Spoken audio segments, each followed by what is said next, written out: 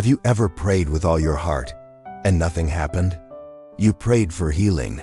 You prayed for help. You prayed for a breakthrough. You believed God was listening. But the situation didn't change. The sickness stayed. The door stayed closed. The answer never came. And somewhere deep inside, a quiet question begins to form. God, did you hear me?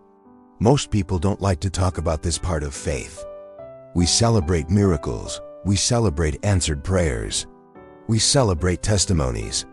But we rarely talk about the moments when we pray and heaven seems silent. Those moments when your faith feels strong one day and fragile the next. When you kneel down to pray again, but part of your heart wonders if it even matters. Because the truth is this: every believer eventually faces a moment when prayer feels unanswered. And in those moments, the silence of God can feel confusing, even painful. But the Bible tells us something very important. We are not the first people to experience this. Long before us, some of the greatest people of faith stood in the same place. They prayed, they waited, they wrestled with the silence of heaven. And yet their stories show us something powerful. God's silence does not mean God is absent. It often means God is working in ways we cannot yet see. Take Abraham, for example. God gave Abraham a promise that seemed impossible. In Genesis 15, God told him that he would become the father of many nations. But there was a problem. Abraham was already old, and his wife Sarah had no children. Still, Abraham believed the promise. He prayed, he trusted, he waited, but the promise did not come quickly. Years passed. 10 years, 15 years, 20 years. Imagine carrying a promise from God for that long. Imagine praying year after year and seeing nothing change. Imagine hearing the same promise in your heart, but seeing no evidence around you. There must have been nights when Abraham wondered if he misunderstood. There must have been moments when the silence felt overwhelming. But the Bible tells us in Romans 4:18 that Abraham, against all hope, believed in hope. And after 25 years of waiting, the promise finally came. Isaac was born. The prayer that once seemed unanswered was simply waiting for God's time. But not every story in the Bible ends with the answer people expected. Sometimes God answers prayer in a way that is completely different from what we imagined. The Apostle Paul knew this struggle. Paul was one of the most faithful servants of God. He traveled across nations preaching the gospel. He endured hardship, persecution, and suffering for the sake of Christ. But in the middle of his ministry, Paul carried something he called a thorn in the flesh. In 2 Corinthians 12, Paul explains that this thorn caused him deep difficulty. We don't know exactly what it was. Some believe it was a physical illness. Others believe it was constant opposition. Whatever it was, Paul wanted it gone. And so he prayed, not casually, not once, but 3 times he pleaded with God to remove it. Paul believed God could heal him. Paul believed God could take it away instantly. But the answer he received was not the answer he expected. Instead, God said something surprising. "My grace is sufficient for you, for my power is made perfect in weakness." Minus 2 Corinthians 12-9, God did not remove the thorn. The problem remained. But something greater happened. Through that unanswered prayer, Paul discovered the strength of God's grace in a deeper way than he ever had before. Sometimes we pray for the storm to disappear, but sometimes God teaches us how to stand strong in the middle of the storm. And perhaps the most powerful example of this struggle comes from Jesus himself. On the night before the crucifixion, Jesus went to the Garden of Gethsemane. The weight of what was coming pressed heavily upon him. He knew the suffering that lay ahead, the betrayal, the humiliation, the cross. And so Jesus did what every believer does in moments of deep pain. He prayed. Matthew 26-39 records his words, "Father, if it is possible, let this cup pass from me. Yet not as I will, but as you will." This was not a casual prayer. This was a cry from the heart.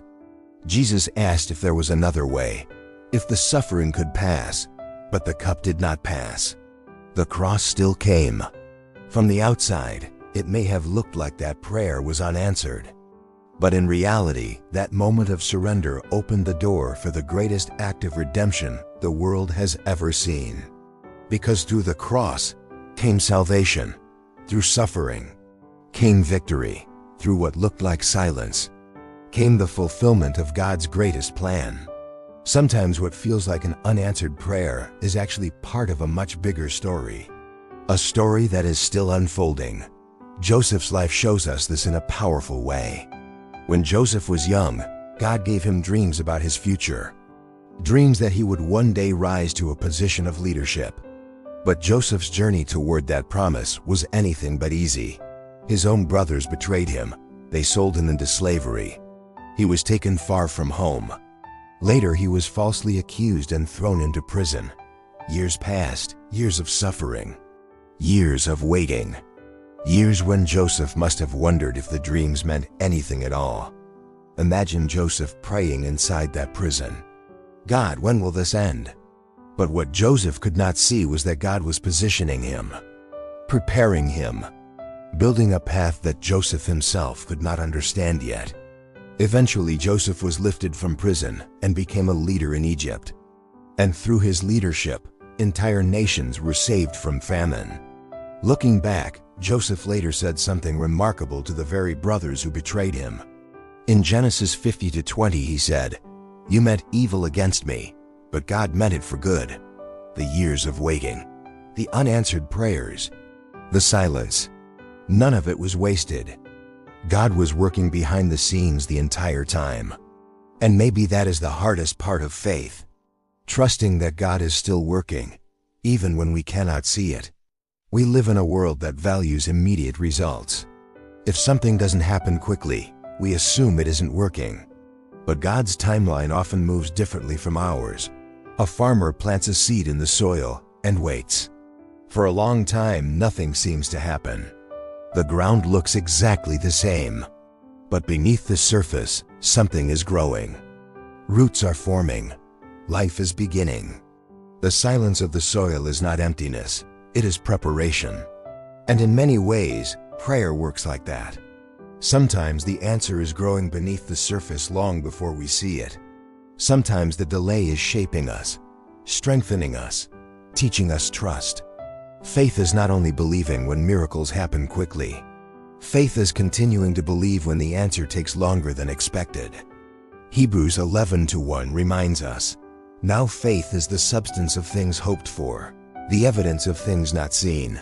Faith lives in the space between the prayer and the answer. It lives in the waiting. It grows in the silence. And sometimes years later, when we look back on our journey, we begin to see something we couldn't see before. Moments when we thought God was silent. Moments when we thought our prayers were unheard. But slowly we begin to realize something remarkable. God was there the entire time, working quietly, guiding circumstances, protecting us from things we did not understand, leading us towards something better than we imagined. Because sometimes the greatest evidence of God's presence is not in the speed of the answer, but in the faith that grows while we wait.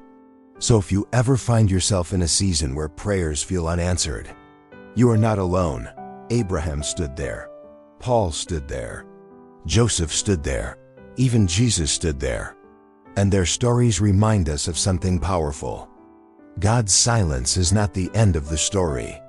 Sometimes it is the place where faith becomes deeper, where trust becomes stronger, where God is preparing something far greater than we can see today. And one day, when the full story is revealed, you may discover something you never expected.